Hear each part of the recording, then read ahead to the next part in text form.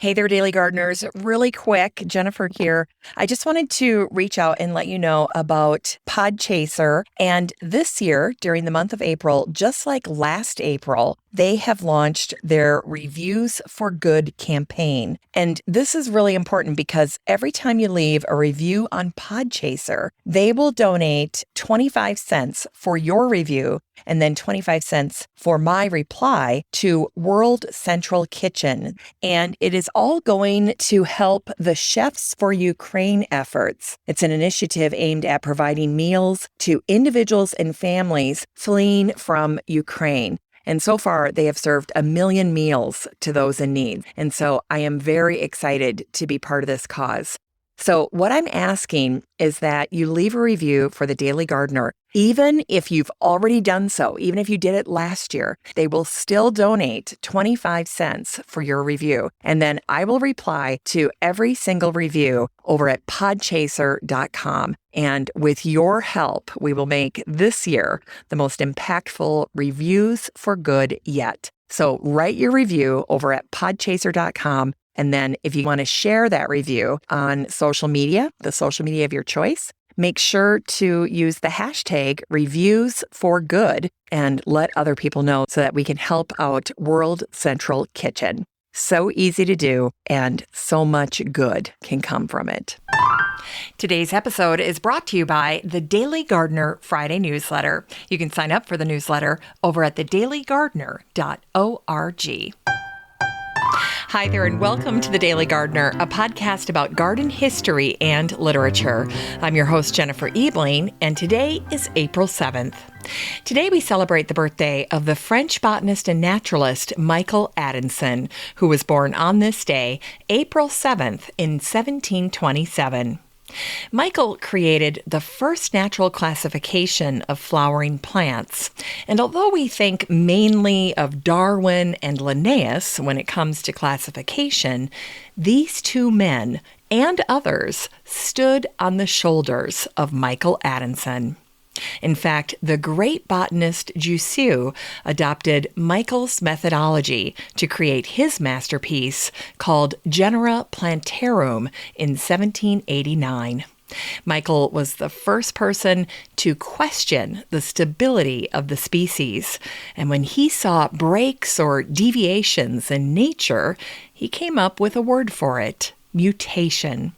Linnaeus honored Michel's contributions with the genus Adansonia, which features the spectacularly unique baobab trees of Africa, Australia, and Madagascar. The baobab has a susical quality, and it's one of the most massive trees in the world. They are called the queens of the forest or the roots of the sky in Africa. Now, that last name, Roots of the Sky, refers to a legend that tells how long ago, in a fit of anger, the devil pulled the baobab tree out of the ground, only to shove it back into earth, upside down, leaving its roots shooting up into the air. And so the legend offers the perfect description of how the trees look. The enormous trunks of the baobab tree can store up to 32,000 gallons of water, and that outer bark is so thick, it's about 6 inches thick, but the cavity inside is spongy and vascular, and that's why animals like elephants chew the bark of the baobab during dry seasons. Now, carbon dating indicates that baobabs may live to be 3,000 years old.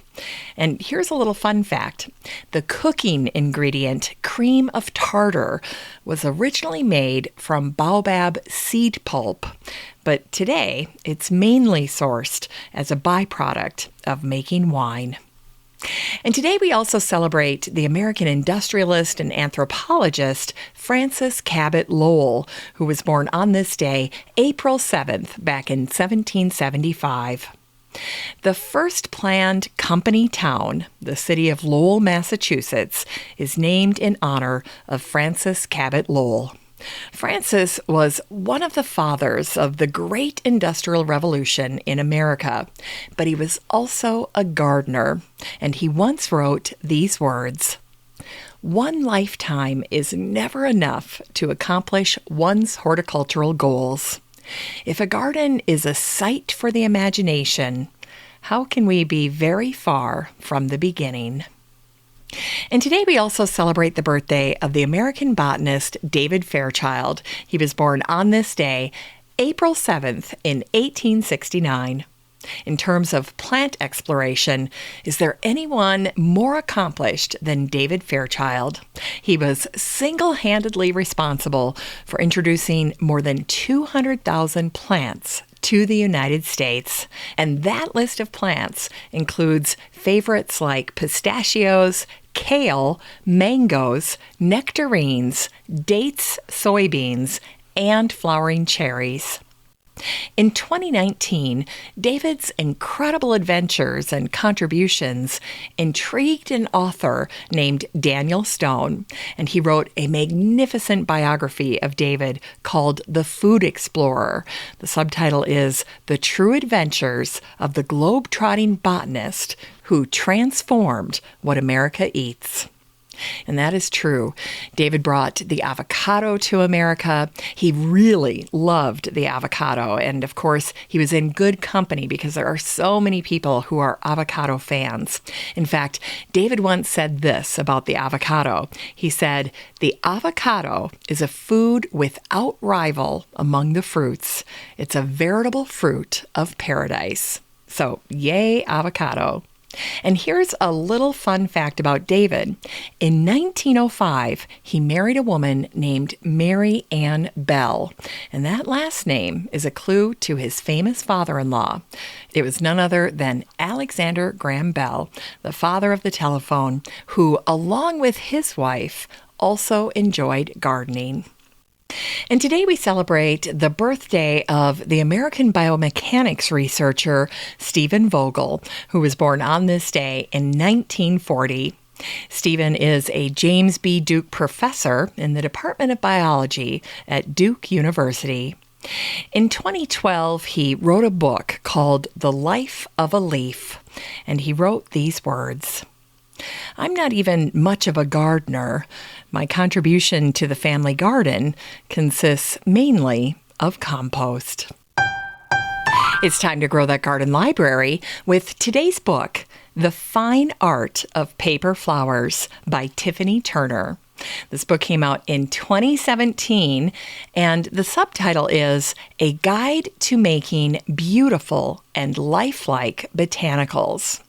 Well, I tell you what, when it comes to making permanent arrangements using elements like paper flowers, there is no better teacher than Tiffany Turner.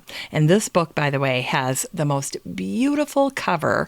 Tiffany is a bit of a polymath. She's multi-talented. She's licensed as a California architect. She's a fine art instructor and an artist in her own right. Her work's been featured all over the country.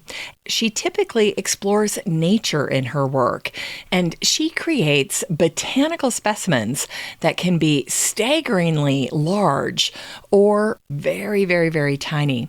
Now, Tiffany was raised in the woods of New Hampshire, but for the past 20 years, she's made San Francisco her home, and that's where she and her husband are raising their 2 children. And no doubt they've delighted in their mother's beautiful, beautiful work. You know, there's something about Tiffany's work that reminds me a bit of Mary Delaney, the famous crepe paper artist from the 1700s. I think Mary would really delight in what Tiffany is able to do with paper. And I especially love what Publishers Weekly said about Tiffany's book.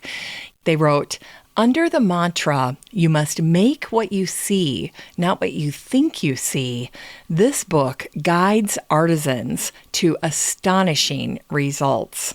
And this is so true because Tiffany walks you through how to make these very impressive creations.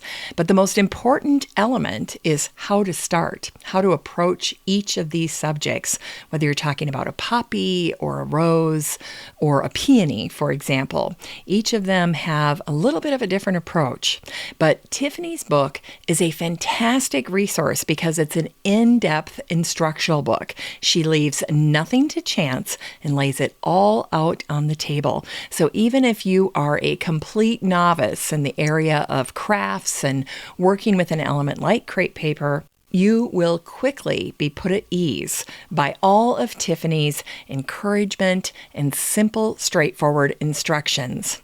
Now, one of the ways I love to use this book is anytime my daughter says that she and her friends want to do something, they're bored, but they have no idea what to do. Well, crepe paper flowers are really fun to do with a small group of friends. They're not very messy. You can start and stop the project at any time. And generally, by the time the gathering is over, people are leaving with flowers in their hands. And that's what you want. You don't want an overwhelming project that can't be finished in a sitting. So I love this book. This is one of my go-to resources for botanical crafting. And this book has been out for 5 years, and it's still one of the very, very best resources when it comes to paper flowers.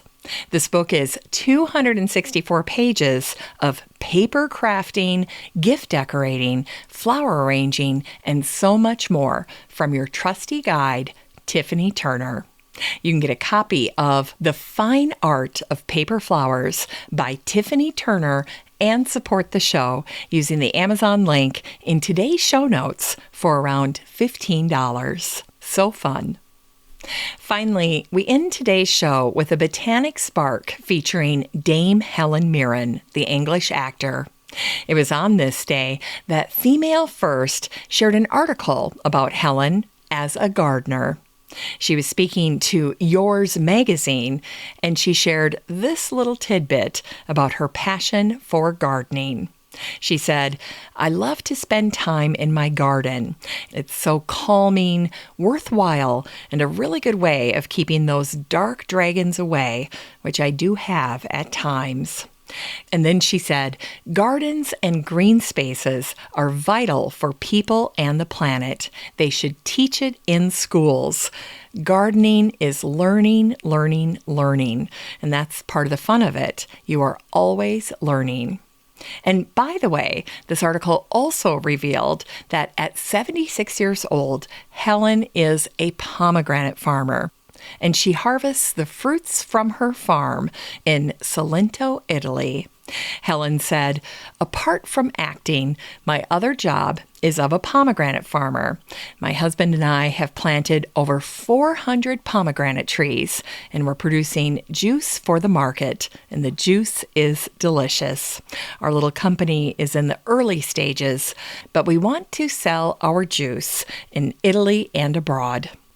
And then she shared this little touching memory from her farm. She said, "The first time I saw the full moon rising from the sea and shining down on my pomegranates, I burst into tears. I can believe it." Well, that's it for today's show. Just remember that you have a standing invitation to join the free Facebook group for listeners of the show. The next time you're over at Facebook, just search for Daily Gardener Community, where you'd search for a friend and then request to join. And if you'd like more of The Daily Gardener, you can subscribe to the newsletter over at thedailygardener.org. And don't forget that you can also show your support for the show by using the Buy Me a Coffee link over at the website or in today's show notes. This is Jennifer Ebling. Thanks for listening to The Daily Gardener. And remember, for a happy, healthy life, garden every day.